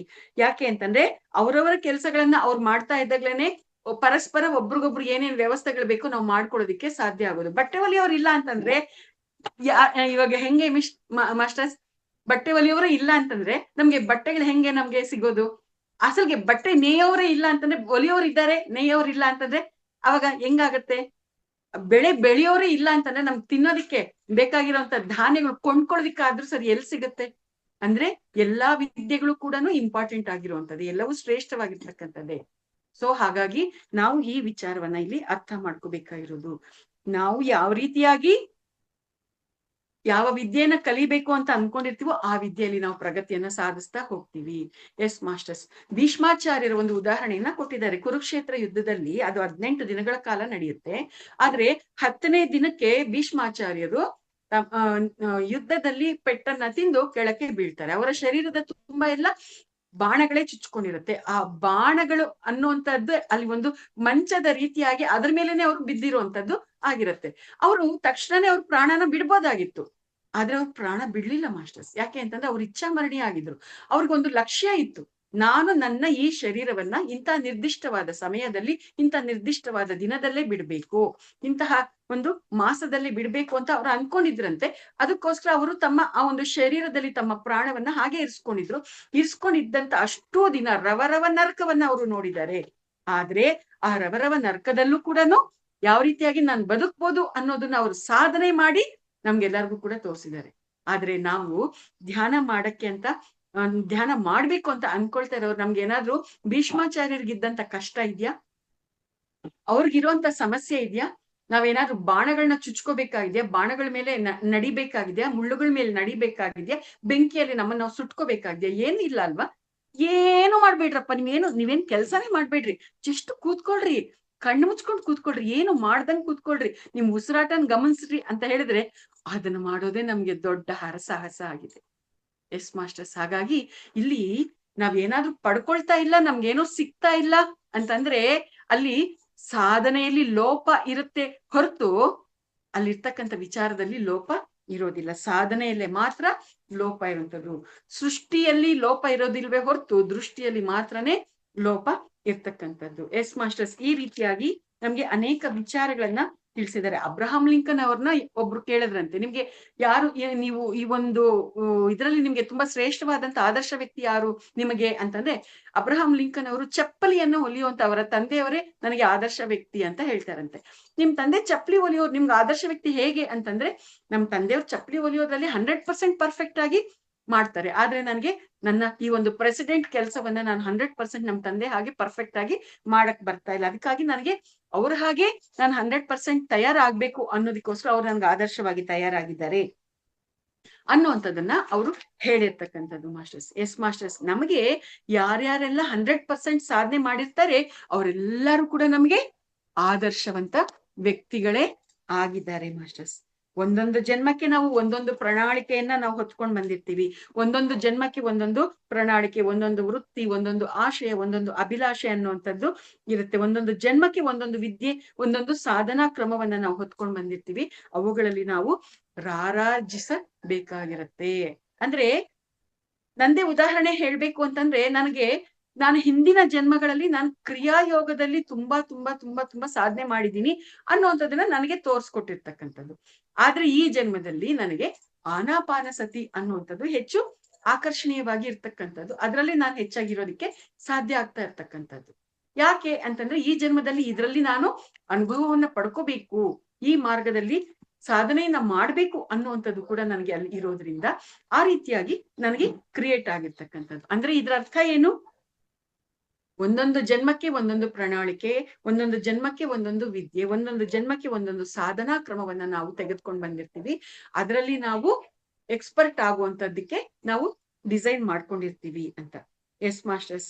ಈ ರೀತಿಯಾಗಿ ಕೆಲವರು ಯಾರ್ಯಾರು ಯಾವ್ಯಾವ ಕೆಲಸ ಮಾಡೋದಕ್ಕೆ ಡಿಸೈನ್ ಆಗಿರ್ತಾರೆ ಅವ್ರು ಅದರಲ್ಲೇ ಎಕ್ಸ್ಪರ್ಟ್ ಆಗಿರ್ತಾರೆ. ಇವಾಗ ಮಂಗಳಂಪಲ್ಲಿ ಬಾಲಮುರಳಿ ಕೃಷ್ಣ ಅವರು ಸಂಗೀತದಲ್ಲಿ ಎಕ್ಸ್ಪರ್ಟ್. ಅವ್ರಿಗೆ ಧ್ಯಾನ ನಮ್ ಹಾಗೆ ಧ್ಯಾನ ಮಾರ್ಗದಲ್ಲಿ ಬರ್ಬೇಕು ಅನ್ನೋದೇನಿಲ್ಲ. ಇವಾಗ NTR, senior NTR, Nageswara Rao, ANR, ಮತ್ತೆ ಬಿಸ್ಮಿಲ್ಲಾ ಖಾನ್, ಅಮಿತಾಬ್ ಬಚ್ಚನ್, ಗವಾಸ್ಕರ್, ಕಪಿಲ್ ದೇವ್, ಇವರು ಅವರವ್ರದೇ ಆಗಿರ್ತಕ್ಕಂಥ ಮಾರ್ಗದಲ್ಲಿ ಅವರು ಜ್ಞಾನವನ್ನ, ಎಕ್ಸ್ಪರ್ಟೈಸೇಷನ್ ಅನ್ನ ಪಡ್ಕೊಳಕ್ಕೆ ಬಂದಿರೋಂಥವ್ರು. ಅವ್ರಿಗೆ ಧ್ಯಾನ ಬೇಕಾಗಿಲ್ಲ.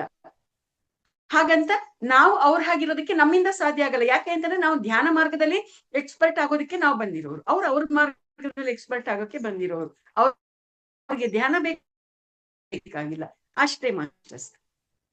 ಸೊ ನಮ್ಮ ಲಕ್ಷ್ಯ ಏನು ಅನ್ನೋದನ್ನ ನಾವು ತಿಳ್ಕೊಂಡು ಅದಕ್ಕೆ ನಾವು ಸಾಧನೆ ಮಾಡ್ತಾ ಹೋಗ್ಬೇಕು. ನಮ್ಮ ಆಶಯ, ನಮ್ಮ ಲಕ್ಷ್ಯ ಏನು ಅನ್ನೋದನ್ನ ತಿಳ್ಕೊಂಡು ಅದಕ್ಕೆ ಸಂಬಂಧಪಟ್ಟಂತೆ ಸಾಧನೆಯನ್ನ ಮಾಡಿ ನಮ್ಮ ಲಕ್ಷ್ಯವನ್ನ ಸೇರ್ಕೋಬೇಕಾಗಿರ್ತಕ್ಕಂಥದ್ದು ನಮ್ಮದೇ ಜವಾಬ್ದಾರಿ ಆಗಿರುತ್ತೆ.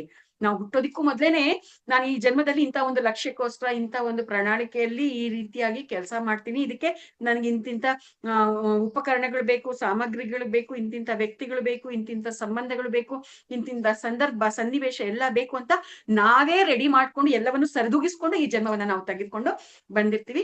ಆದ್ರೆ ಎಲ್ಲ ಮರ್ತೋಗಿರ್ತೀವಿ ಅಷ್ಟೇ. ಆದ್ರೆ ಮರ್ತೋಗಿರೋದನ್ನ ನಾವು ನೆನಪು ಮಾಡ್ಕೊಂಡು ಮತ್ತೆ ನಾವ್ ಅದರಲ್ಲಿ ಸಾಧನೆ ಮಾಡ್ಬೇಕಾಗಿದೆ. Yes masters. ನಮ್ಮ ಈ ಒಂದು ಸಾಧನೆಗೆ ಸಂಬಂಧಪಟ್ಟಂಗೆ ಆಯಾ ಸಂದರ್ಭದಲ್ಲಿ ಯಾವ್ಯಾವ ವ್ಯಕ್ತಿಗಳು ಬರ್ಬೇಕು, ಯಾವ್ಯಾವ ಸಮಯದಲ್ಲಿ ಯಾವ್ಯಾವ ಸಂದರ್ಭ ಸನ್ನಿವೇಶ ಬರ್ಬೇಕು, ಅವು ಬರ್ತಾ ಇರುತ್ತೆ ನಮ್ಮ ಜೀವನದಲ್ಲಿ. ಬರ್ತಾ ನಮಗೆ ಪಾಠಗಳನ್ನ ಕಲಿಸ್ತಾ ಇರುತ್ತೆ. ಆ ಪಾಠಗಳನ್ನ ಕಲ್ತ್ಕೊಳ್ತಾ ಸಾಧನೆಯನ್ನ ಮಾಡ್ತಾ ನಾವು ಮುಂದೆ ಮುಂದೆ ನಡೀತಾ ಇರ್ಬೇಕಾಗತ್ತೆ. S masters. ಅದೇ ಈಗಾಗ್ಲೇ ನಾವು ಮಾತಾಡಿದೀವಿ, ಪತ್ರಿಜಿಯವ್ರು ಹೇಳಿರೋದು. ಕೆಲವರು ನನ್ 3ನೇ ಕಣ್ಣು ಇನ್ನು ತೆರ್ಕೊಂಡಿಲ್ಲ ಅನ್ನುವಂಥದ್ದು ಅಲ್ಲಿ ಹೇಳ್ತಾ ಇದ್ದಾರೆ. ಅಂತಂದ್ರೆ 3ನೇ ಕಣ್ಣು ತೆರೆದುಕೊಳ್ಳುವಷ್ಟು ಅವರು ಸಾಧನೆ ಮಾಡಿಲ್ಲ ಅಂತ ಅರ್ಥ. ಅವ್ರು 3ನೇ ಕಣ್ಣು ತೆರೀಬೇಕು ಅಂತಂದ್ರೆ ಅವ್ರು ಅಷ್ಟು ಸಾಧನೆ ಮಾಡ್ಬೇಕು. ನನಗ್ ಸಂಗೀತ ಚೆನ್ನಾಗ್ ಬರ್ಬೇಕು ಅಂದ್ರೆ ನಾನು ಸಂಗೀತದಲ್ಲಿ ಸಾಧನೆ ಮಾಡ್ಬೇಕು. ಅದಕ್ಕೆ ಸಂಬಂಧಪಟ್ಟ ಹಾಗೆ ಒಂದು ಕಥೆಯನ್ನ ತಿಳಿಸಿ ನಮ್ಗೆ ಅರ್ಥ ಮಾಡಿಸಿದ್ದಾರೆ ಮಾಸ್ಟರ್ಸ್ ಪತ್ರಿಜಿಯವರು. ಒಬ್ಬ ಸಾಧಕ, ಆತ ಕಾಡ್ಗೋಗಿ ಆತ ಸಾಧನೆ ಮಾಡ್ತಾ ಇರ್ತಾನೆ. ಆತ ಕಾಡ್ಗೋಗಿ ಸಾಧನೆ ಮಾಡ್ತಾ ಇರ್ಬೇಕಾದ್ರೆ 40 ವರ್ಷಗಳ ಕಾಲ ನಿರಂತರವಾಗಿ ಸಾಧನೆ ಮಾಡ್ತಾನೆ. ಆದ್ರೆ ಯಾವುದೇ 3ನೇ ಕಣ್ಣು ತೆರ್ಕೊಳ್ಳಲ್ಲ, ಯಾವುದೇ ಅನುಭವನೂ ಬರಲ್ಲ, ಯಾವುದೇ ಅನುಭೂತಿನೂ ಬರಲ್ಲ. ಅವನಿಗೆ ಸಹನೆ ಅನ್ನೋದು ಬಿಟ್ಟೋಗುತ್ತೆ. ಆತ ಹೋಗಿ ಯಾವ ಧ್ಯಾನನೂ ಬೇಡ, ಏನು ಬೇಡ ಅಂತ ಅಂದ್ಬಿಟ್ಟು ಕಾಡಿಂದ ಆಚೆ ಬಂದ್ಬಿಡ್ತಾನೆ. ತನ್ನ ಪಾಡಿಗೆ ತಾನು ಎಲ್ಲಿಗೆ ಹೋಗ್ಬೇಕು ಅಂತ ಗೊತ್ತಿಲ್ಲ, ಏನ್ ಮಾಡ್ಬೇಕು ಅಂತ ಗೊತ್ತಿಲ್ಲ, ತನ್ನ ಪಾಡಿಗೆ ತಾನು ಹೋಗ್ತಾ ಇರ್ತಾನೆ. ಆ ರೀತಿಯಾಗಿ ಹೋಗ್ತಾ ಇರ್ಬೇಕಾದ್ರೆ ಆ ಮಾರ್ಗದಲ್ಲಿ ಒಬ್ಬ ಗಂಡ ಹೆಂಡತಿ ಒಂದು ಎತ್ತಿನ ಬಂಡಿಯಲ್ಲಿ ಹೋಗ್ತಾ ಇರ್ತಾರೆ. ಅವರಿಬ್ರು ಕೂಡ ಕಲಾವಿದ್ರು. ಆಕೆ ನೃತ್ಯಗಾರ್ತಿ ಆಗಿರ್ತಾಳೆ, ಆಕೆಯ ಪತಿಯಾಗಿರೋನು ತಬಲವನ್ನ ನುಡ್ಸೋನ್ ಆಗಿರ್ತಾನೆ. ಅವರಿಬ್ರು ಅಲ್ಲಿ ಪಕ್ಕದಲ್ಲಿ ಇರ್ತಕ್ಕಂಥ ಯಾವುದೋ ಒಂದು ಊರ್ನಲ್ಲಿ ಇರ್ತಕ್ಕಂಥ ಒಂದು ರಾಜನ ಆಸ್ಥಾನದಲ್ಲಿ ಒಂದು ಗಾನ ಭಜಾನ ನಡ್ಸೋದಿಕ್ಕೆ ಹೋಗ್ತಾ ಇರ್ತಾರೆ. ಅವರು ಆ ಒಂದು ಕಾಡಿನ ಮಾರ್ಗದಲ್ಲಿ ಹೋಗ್ತಾ ಇರ್ಬೇಕಾದ್ರೆ ಆತ ಕಾಡಲ್ಲಿ ಹೋಗ್ತಾ ಇರೋದನ್ನ ನೋಡ್ಬಿಟ್ಟು, ನೀನ್ ಯಾರಪ್ಪ, ಯಾಕೆ ಈ ರೀತಿಯ ಒಬ್ನೇ ನಡ್ಕೊಂಡು ಹೋಗ್ತಾ ಇದೀಯ ಅಂತಂದ್ರೆ, ಆಗ ಆತ ಹೇಳ್ತಾನೆ, ಸರಿ ನೀನ್ ನಮ್ ಜೊತೆ ಬರ್ತೀಯಾ, ಬರೋಂಗಿದ್ರೆ ನಮ್ ಈ ಎತ್ತಿನ ಬಂಡಿನ ಹತ್ಕೊಂಡ್ ನೀನ್ ಬರ್ಬೋದು ಅಂತಂದ್ರೆ ಆತ ಏನು ಯೋಚನೆ ಮಾಡಲ್ಲ. ಸೊ ಆ ಎತ್ತಿನ ಬಂಡಿನ ಹತ್ಕೊಂಡು ಅವ್ರ ಜೊತೆಲೆ ಹೋಗ್ತಾನೆ. ಆ ಒಂದು ಗಾನ ಭಜನ ಸ್ಟಾರ್ಟ್ ಆಗುತ್ತೆ. ಗಾನ ಭಜನ ಸ್ಟಾರ್ಟ್ ಆದಾಗ ಅಲ್ಲಿ ಆ ಒಂದು ಗಾನ ಭಜನ ರಾತ್ರಿ 1 ಗಂಟೆ ಆದ್ರೂ ಕೂಡ ನಡೀತಾನೆ ಇರುತ್ತೆ. 1 ಗಂಟೆ ಆದ್ರೂ ಕೂಡ ಆ ರಾಜ ಆಗಿರ್ಬೋದು, ಬೇರೆ ಯಾರಾದ್ರೂ ಆಗಿರ್ಬೋದು, ಆ ನೃತ್ಯವನ್ನ ನೋಡಿ ಯಾವುದೇ ಒಂದು ಚಿಕ್ಕ ಬಹುಮಾನ ಕೂಡ ಕೊಡೋದಿಲ್ಲ. ಅವ್ರಿಗೆ ನುಡಿಸ್ತಾ ಇರ್ತಾಳೆ, ಈಕೆಗೆ ನರ್ತನ ಮಾಡ್ತಾ ಇರ್ತಾಳೆ. ಆಕೆಗೆ ಬೇಸರ ಆಗತ್ತೆ. ತನ್ನ ಗಂಡನ್ಗೆ ಕಣ್ ಸನ್ನೆಯಲ್ಲೇ ಮಾತಾಡ್ತಾಳೆ, ನಾವ್ ಎಷ್ಟೊಂದು ಅವಾಗ್ಲಿಂದ ನೀವು ನುಡಿಸ್ತಾ ಇದ್ದೀರಿ, ನಾನ್ ಡ್ಯಾನ್ಸ್ ಮಾಡ್ತಾ ಇದ್ದೀನಿ, ಒಬ್ರು ಕೂಡ ಒಂದು 10 ರೂಪಾಯಿ ಕೂಡ ನಮ್ಗೆ ಬಹುಮಾನವಾಗಿ ಕೊಡ್ಲಿಲ್ಲ, ಸಾಕ್ ಬಿಡ್ರಿ ನಾವ್ ಹೊಟ್ಟೋಗೋಣ್ವಾ ಅಂತಂದ್ರೆ, ಆಕೆಯ ಗಂಡ ಕಣ್ಸನ್ನೆಯಲ್ಲೇ ಮಾತಾಡ್ತಾನೆ, ನೋಡು ಮಧ್ಯರಾತ್ರಿ ಆಗಿದೆ, ನಾವ್ ಇವಾಗ ಹೋದ್ರು ಕೂಡ ಎಲ್ಲಿಗೆ ಅಂತ ಹೋಗಕ್ಕಾಗತ್ತೆ, ನಮ್ದೇನ್ ಕೆಲ್ಸ, ನಾನ್ ನುಡ್ಸೋದು, ನೀನು ಡ್ಯಾನ್ಸ್ ಮಾಡೋದು, ನಮ್ ಕೆಲ್ಸ ನಾವ್ ಮಾಡೋಣ, ಏನ್ ಬರುತ್ತೋ ಅದ್ ಕೊಡ್ತಾನೆ ಪರಮಾತ್ಮ, ನಾವ್ ಯಾಕೆ ತಲೆ ಕೆಡ್ಸ್ಕೋಬೇಕು, ನಾವ್ ಏನು ಅದ್ರ ಬಗ್ಗೆ ಯೋಚನೆ ಮಾಡೋದ್ ಬೇಡ, ನಮ್ ಕೆಲ್ಸ ನಾವ್ ಮಾಡ್ಕೊಂಡು ಹೋಗೋಣ ಅನ್ನೋಂತ ರೀತಿಯಲ್ಲಿ ಆತ ಕಣ್ಸನ್ನೆಯಲ್ಲೇ ಮಾತಾಡ್ತಾನೆ.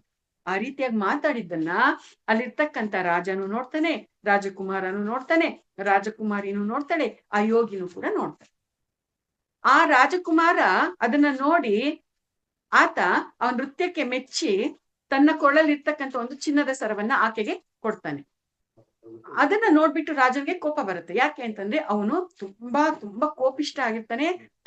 ಎಲ್ಲಾನು ತನ್ನ ಹಿಡಿತದಲ್ಲೇ ಇರ್ಬೇಕು ಅಂತ ಅನ್ಕೊಳ್ತಾನೆ. ಯಾರು ತನ್ನನ್ನ ಮೀರಿ ನಡಿಬಾರ್ದು, ಅದು ಮಗ ಆಗಿರ್ಬೋದು, ಮಗಳಾಗಿರ್ಬೋದು, ಯಾರು ಅವನನ್ನ ಮೀರಿ ನಡಿಬಾರ್ದು ಅನ್ನುವಂತ ಒಂದು ಸ್ಥಿತಿಯಲ್ಲಿ ಆತ ಇರ್ತಾನೆ. ಮಗ ಬಹುಮಾನ ಕೊಟ್ಟಿದ್ದಕ್ಕೆ ಆತನಿಗೆ ಕೋಪ ಬರುತ್ತೆ. ಅದು ಕೋಪನ ತಡ್ಕೊಳ್ತಾನೆ. ಇನ್ ಸ್ವಲ್ಪ ಹೊತ್ತಿಗೆ ತನ್ನ ಮಗಳು ಕೂಡ ತನ್ನ ಕೊರಳಲ್ಲಿ ಇರ್ತಕ್ಕಂಥ ಒಂದು ಚಿನ್ನದ ಹಾರವನ್ನ ಕೊಡ್ತಾಳೆ, ಮುತ್ತಿನ ಹಾರವನ್ನ ಕೊಡ್ತಾಳೆ. ಆಗ ಆ ರಾಜನ್ಗೆ ಇನ್ನ ಕೋಪ ನೆತ್ತಿಗೆ ಇರುತ್ತೆ, ಪಿತ್ತ ನೆತ್ತಿ ಹತ್ಬಿಟ್ಟು ಗಾನ ಭಜಾನನ ಸ್ಟಾಪ್ ಮಾಡ್ಬಿಟ್ಟು, ನನ್ನ ಅನುಮತಿ ಇದೆ, ನೀವ್ ಹೆಂಗ್ ಕೊಟ್ರಿ ಅಂತ ಕೇಳ್ತಾನೆ. ಆಗ ಎಲ್ಲ ಅಲ್ಲಿ ಸಹನೆಯ ಕಟ್ಟೆ ಅನ್ನುವಂಥದ್ದು ಹೊಡೆದು ರಾಜಕುಮಾರ ಏನ್ ಹೇಳ್ತಾನೆ ಗೊತ್ತಾ, ನೋಡು ಮಹಾರಾಜ, ನೋಡಪ್ಪ, ನೀನ್ ನಮ್ ತಂದೆ ಆಗಿದ್ರು ಕೂಡ ನೀನ್ ನಮ್ಮನ್ನ ಯಾವತ್ತೂ ಅರ್ಥ ಮಾಡ್ಕೊಳ್ಳಿಲ್ಲ. ನನ್ನ ಮಗಳು ತಾನು ಪ್ರೀತಿಸಿರೋ ಹುಡುಗನ್ ಜೊತೆ ಮದ್ವೆ ಆದ್ರೆ ತಾನು ಸುಖವಾಗಿರ್ತಾಳೆ ಅನ್ನೋಂಥದ್ದು ನನಗೂ ಗೊತ್ತು, ಅವಳಿಗೂ ಗೊತ್ತು. ಆದ್ರೆ ನೀನ್ ತಂದೆ ಆಗಿರೋ ಒಂದು ದಿನಕ್ಕೂ ಕೂಡ ನಮ್ಮ ಭಾವನೆಗಳಿಗೆ ನೀನ್ ಬೆಲೆ ಕೊಡ್ಲಿಲ್ಲ. ನಾನು ನನ್ನ ತಂಗಿಗೆ ಆಕೆ ಇಷ್ಟಪಟ್ಟಿರೋನ್ ಜೊತೆ ಮದ್ವೆ ಮಾಡ್ಬೇಕು ಅಂತಂದ್ರೆ ನೀನ್ ಬದುಕಿರೋ ಹಾಗಿಲ್ಲ. ಇವತ್ ನಾನ್ ನಿನ್ ಕತೆ ಮುಗಿಸ್ಬೇಕು ಅಂತ ಅನ್ಕೊಂಡಿದ್ದೆ, ಪ್ಲಾನ್ ಮಾಡ್ಕೊಂಡಿದ್ದೆ. ಆದ್ರೆ ಇಲ್ಲಿ ಗಾನ ಭಜಾನದಲ್ಲಿ ಕೂತ್ಕೊಂಡು ಲೇಟ್ ಆಗೋಯ್ತು.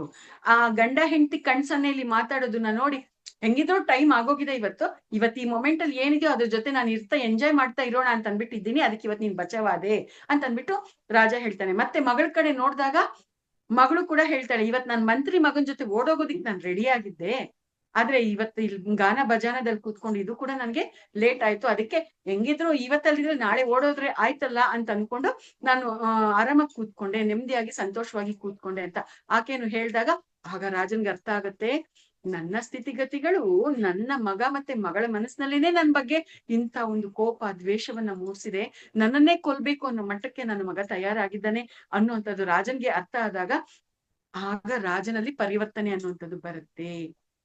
ಆಗ ಮಗಳಿಗೆ ನೀನ್ ಯಾರ ಜೊತೆ ಮದ್ವೆ ಆಗ್ಬೇಕು ಅನ್ಕೊಳ್ತೀಯೋ ಅವ್ರ ಜೊತೆ ನೀನ್ ಮದ್ವೆ ಆಗಮ್ಮ ಅಂತ ಹೇಳ್ತಾನೆ. ಮಗನ್ಗೆ ನೀನು ಇಷ್ಟೊಂದು ಕೋಪ ದ್ವೇಷ ತುಂಬ್ಕೊಳಕ್ ಬೇಕಾಗಿಲ್ಲಪ್ಪ, ನಿಮ್ ಸಂತೋಷನೇ ನನ್ ಸಂತೋಷ ಅಂತ ಮಗನ್ಗೂ ಕೂಡ ಹೇಳ್ತಾನೆ. ಅಂದ್ರೆ ಈ ಕಥೆಯನ್ನ ಹೇಳೋದ್ರ ಹಿಂದೆ ನಮ್ಗೆ ಈ ಸಂದೇಶವನ್ನ ಕೊಡ್ತಾ ಇದ್ದಾರೆ ಅಂತ. ನರ್ತಕ ಮತ್ತೆ ಆಕೆಯ ಪತಿ, ನರ್ತಕಿ ಮತ್ತು ಆಕೆಯ ಪತಿ ಅವರ ಆ ಒಂದು ಕಣ್ಸನ್ನೆಯ ಸಂಭಾಷಣೆಯಿಂದ ನಮ್ ಕೆಲ್ಸ ಏನಿದೆಯೋ ಅದನ್ನ ಮಾಡ್ತಾ ಹೋಗೋಣ ಅನ್ನುವಂತ ಒಂದು ತತ್ವದಿಂದ ಅಲ್ಲಿ ಎಷ್ಟೊಂದು ಜನ ಅವ್ರದವ್ರದೇ ಸ್ಥಿತಿಗತಿಗಳಿಗೆ ಬೇಕಾಗಿರೋ ರೀತಿಯಲ್ಲಿ ಅವರು ಅದರಿಂದ ಇನ್ಸ್ಪೈರ್ ಆದ್ರು, ಪರಿವರ್ತನೆಯನ್ನ ತಂದ್ಕೊಂಡ್ರು ಅಂತ. ಮತ್ತೆ ಆ ಯೋಗಿ ಇದನ್ನ ನೋಡ್ತಾನೆ, ಅರೆ ಅವರು ಇಷ್ಟೊಂದು ಅದ್ಭುತವಾಗಿ ಇಷ್ಟೆಲ್ಲ ತಿಳ್ಕೊಂಡಿದಾರಲ್ಲ, ನಾನ್ 40 ವರ್ಷ ಸಾಧನೆ ಮಾಡಿದೀನಿ, ಇನ್ನೊಂದ್ ವರ್ಷ ಸಾಧನೆ ಮಾಡಿದ್ರೆ ನನ್ಗೆ 3ನೇ ಕಣ್ ತೆರ್ಕೊಳುತ್ತೋ ಏನೋ, ಅನುಭವಗಳು ಬರುತ್ತೋ ಏನೋ, ಅನುಭೂತಿ ಸಿಗುತ್ತೋ ಏನೋ, ನಾನ್ ಸರಿಯಾಗಿ ಸಾಧನೆ ಮಾಡಿಲ್ಲ ಅಷ್ಟೇ ಅಂತ ಅನ್ಬಿಟ್ಟು ಮತ್ತೆ ಆತ ಕೂಡ ಸಾಧನೆ ಮಾಡ್ಕೊಳ್ಳೋದಿಕ್ಕೆ ಸಿದ್ಧವಾಗ್ತಾನೆ, ಮತ್ತೆ ಸಾಧನೆಗೆ ಹೋಗ್ತಾನೆ. ಅದರ ಪರಿಣಾಮವಾಗಿ ಮತ್ತೆ ಏನಾಗುತ್ತೆ ಗೊತ್ತಾ ಆತನಿಗೆ, ಅಷ್ಟೂ ವರ್ಷಗಳು 40 ವರ್ಷ ಸಾಧನೆ ಮಾಡಿದ್ರು ಕೂಡ ತೆರೆದುಕೊಳ್ಳದೆ ಇದ್ದಂತ 3ನೇ ಕಣ್ಣು ಇನ್ನ ಒಂದು ವರ್ಷ ಸಾಧನೆ ಮಾಡಿದ ಕೂಡಲೇ ಆ ಕಣ್ಣು ಓಪನ್ ಆಗುತ್ತೆ, 3ನೇ ಕಣ್ಣು ಓಪನ್ ಆಗುತ್ತೆ. ಅಂದ್ರೆ ಅಲ್ಲಿ ಅದರ ಅರ್ಥ ಏನು, 41 ವರ್ಷ ಸಾಧನೆ ಮಾಡಿದ್ರೆ ಆತನಿಗೆ 3ನೇ ಕಣ್ಣು ಓಪನ್ ಆಗುವಂತ ಒಂದು ಪರಿಪಕ್ವತೆ ಬರುತ್ತೆ ಅನ್ನುವಂಥದ್ದು ಇದು ಅರ್ಥ. ಯಾವ್ಯಾವ ಸಮಯದಲ್ಲಿ ಯಾರ್ಯಾರಿಗೆ ಏನೇನ್ ಸಿಗ್ಬೇಕು ಅದು ಆ ಸಮಯದಲ್ಲೇ ಸಿಗುತ್ತೆ ಅನ್ನುವಂಥದ್ದು ಇಲ್ಲಿ ನಮ್ಗೆ ಕೊಟ್ಟಿರ್ತಕ್ಕಂಥ ಒಂದು ಸಂದೇಶ. ಎಸ್ ಮಾಸ್ಟರ್ಸ್, ಹಾಗಾಗಿ ನಾವು ಪ್ರತಿಯೊಬ್ರು ಯಾರ್ಯಾರು ಯಾವ್ಯಾವ ಸಮಯದಲ್ಲಿ ನಾವು ಪಡ್ಕೊಳ್ಳೋದಿಕ್ಕೆ ಆ ಒಂದು ಸಮಯ, ಆ ಒಂದು ಪರಿಪಕ್ವತೆ ಇರುತ್ತೆ, ಆವಾಗ್ಲೇ ನಾವು ಪಡ್ಕೊಳ್ಳೋದಿಕ್ಕೆ ಸಾಧ್ಯ. ಮತ್ತೆ ಈ ಒಂದು ಕೆಲಸಗಳನ್ನ ನಾವು ಸಾಧನೆ ಮಾಡ್ತಾ ಇರ್ಬೇಕಾದ್ರೆ ಪರೀಕ್ಷೆಯಾಗಿ ನಮ್ಗೆ ಸೋಂಬೇರಿತನ ಬರ್ತಾ ಇರುತ್ತೆ, ಅಬ್ಬಾ ನನ್ಗೆ ಮಾಡಿ ಮಾಡಿ ಸಾಕಾಗಿದೆ, ಸುಸ್ತಾಗಿದೆ ಅನ್ನುವಂತ ಭಾವನೆಗಳು ಬರ್ತಾ ಇರುತ್ತೆ. ಆದ್ರೂ ಕೂಡ ಈ ಜನ್ಮದಲ್ಲಿ ನಾವು ನಮ್ಮ ಧ್ಯೇಯವನ್ನ ಬಿಡದಂತೆ ಅದೆಲ್ಲವನ್ನು ಕೂಡ ಗೆಲ್ತಾ ನಾವು ಮುಂದಕ್ಕೆ ಹೋಗ್ಬೇಕಾಗಿರ್ತಕ್ಕಂಥದ್ದು. ಈ ರೀತಿಯಾಗಿ ನಮ್ಗೆ ಪತ್ರಿಜಿಯವರು ಅದ್ಭುತವಾಗಿ ಈ ಒಂದು ವಿಚಾರಗಳನ್ನ ನಮ್ಗೆ ತಿಳಿಸಿರ್ತಕ್ಕಂಥದ್ದು. ನಾವು ಧ್ಯಾನಕ್ಕಾಗಿ ಧ್ಯೇಯ ಇಟ್ಕೊಂಡು ಜೀವಿಸ್ತೀವೋ ಅಥವಾ ಧ್ಯೇಯ ಇಟ್ಕೊಳ್ದೆ ಜೀವಿಸ್ತೀವೋ ಅದು ನಮ್ಮದೇ ಆಯ್ಕೆ ಆಗಿರುತ್ತೆ, ಅದು ನಮ್ಮದೇ ಜವಾಬ್ದಾರಿ ಆಗಿರುತ್ತೆ. ಇವಾಗ ಈ ಶರೀರದಲ್ಲಿ ಹುಟ್ಟಿರ್ತಕ್ಕಂಥವ್ರು ಯಾರು, ಆ ಒಂದು ರಾಮ ಆಗಿರ್ಬೋದು, ಕೃಷ್ಣ ಆಗಿರ್ಬೋದು, ಬುದ್ಧ, ಬ್ರೂಸ್ಲಿ, ರಾಮಕೃಷ್ಣ ಪರಮಹಂಸ, ವಿವೇಕಾನಂದ, ಇವ್ರು ಯಾರು ಕೂಡ ಶರೀರದಲ್ಲಿ ಇಲ್ಲ, ಅವರೆಲ್ಲ ಶರೀರವನ್ನ ಬಿಟ್ಟು ಹೋಗಿದ್ದಾರೆ. ಆದ್ರೆ ಅವರೆಲ್ಲರೂ ಕೂಡ ಅವರ ಲಕ್ಷ್ಯವನ್ನ ಸಾಧನೆ ಮಾಡ್ಕೊಂಡು ಹೋಗಿದ್ದಾರೆ. ಸೊ ಇಲ್ಲಿ ನಾವು ನಮ್ಮ ಲಕ್ಷ್ಯ ಏನು ಅನ್ನೋದನ್ನ ತಿಳ್ಕೊಂಡು ನಾವು ಸಾಧನೆ ಮಾಡ್ಕೊಂಡು ನಮ್ಮ ಜನ್ಮವನ್ನ ಸಾರ್ಥಕ ಮಾಡ್ಕೋಬೇಕಾಗಿದೆ.